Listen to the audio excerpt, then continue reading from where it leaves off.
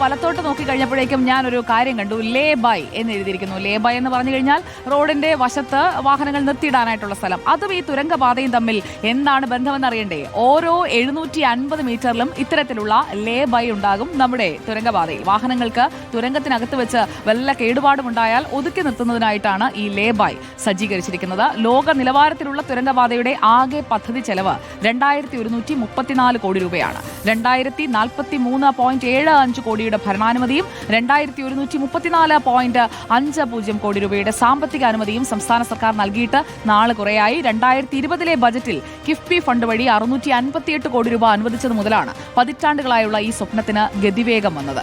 Metro man E ശ്രീധരനാണ് തുരങ്ക നിർമ്മാണത്തിന് Konkan metro rail കോർപ്പറേഷനുമായി ബന്ധപ്പെടാൻ പൊതുമരാമത്ത് ടീമിനോട് നിർദ്ദേശിച്ചത്. 2020 തന്നെ സർക്കാർ കൊങ്കൺ റെയിൽവേ കോർപ്പറേഷനെ SPV ആയി നിയമിക്കുകയും ചെയ്തു. SPV എന്ന് പറഞ്ഞാൽ എന്താണെന്നറിയോ? Special purpose vehicle. Plan, appraise, approve, release funds, implement, manage, operate and monitor. ഇതെല്ലാം കൊങ്കൺ റെയിൽവേ കോർപ്പറേഷന്റെ ചുമതലയാണ്. നേരത്തെ വിശദീകരിച്ച ട്വിൻ ട്യൂബ് അഥവാ 2 ടണലുകൾ എന്ന ആശയവും ക്രോസ് പാസേജും ഇതൊക്കെ കൊണ്ടുവന്നത് കൊങ്കൺ റെയിൽവേ കോർപ്പറേഷനാണ്. ഭൂമി ഏറ്റെടുക്കാനായിട്ടുള്ള നടപടിയൊക്കെ ഏതാണ്ട് പൂർണ്ണമായും പൂർത്തിയായിട്ടുണ്ട്. 60 ഉപാധികളോടെ കേന്ദ്ര പരിസ്ഥിതി മന്ത്രാലയത്തിന്റെ അന്തിമ പാരിസ്ഥിതിക അനുമതിയും ഈ പദ്ധതിക്ക് ലഭിച്ചു കഴിഞ്ഞിരിക്കുകയാണ്. ഉചിതമായ സുരക്ഷാ മുൻകരുതലുകൾ സ്വീകരിക്കണം. മണ്ണിടിച്ചിൽ സാധ്യതയുള്ള സ്ഥലങ്ങളിൽ സൂക്ഷ്മ സ്കെയിൽ മാപ്പിംഗ് തുടർച്ചയായി നടത്തണം. കാലാവസ്ഥാ സ്റ്റേഷനുകൾ സ്ഥാപിക്കണം.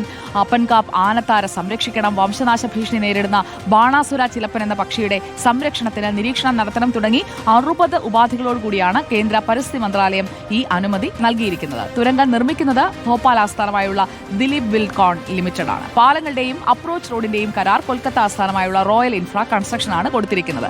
9.28 കിലോമീറ്റർ നീളമുള്ള ജമ്മു കശ്മീർ ചെനാനിയിലെ ഡോക്ടർ ശ്യാമപ്രസാദ് മുഖർജി ടണലാണ് ഇന്ത്യയിലെ ഏറ്റവും നീളം കൂടിയ റോഡ് തുരങ്കം. 9.02 കിലോമീറ്ററുള്ള ഹിമാചൽ പ്രദേശിലെ റോത്താങ്ങിലുള്ള അടൽ തുരങ്കമാണ് രണ്ടാമൻ. രാജ്യത്തിന്റെ നിർമ്മാണ വിസ്മയത്തിന്റെ അടുത്ത അധ്യായം നമ്മുടെ നാട്ടിൽ ഈ ചെമ്പ്ര മലക്കടിയിൽ വരാൻ പോവുകയാണ്. അങ്ങനെ ആ കാത്തിരിപ്പ് അവസാനിക്കുകയാണ്.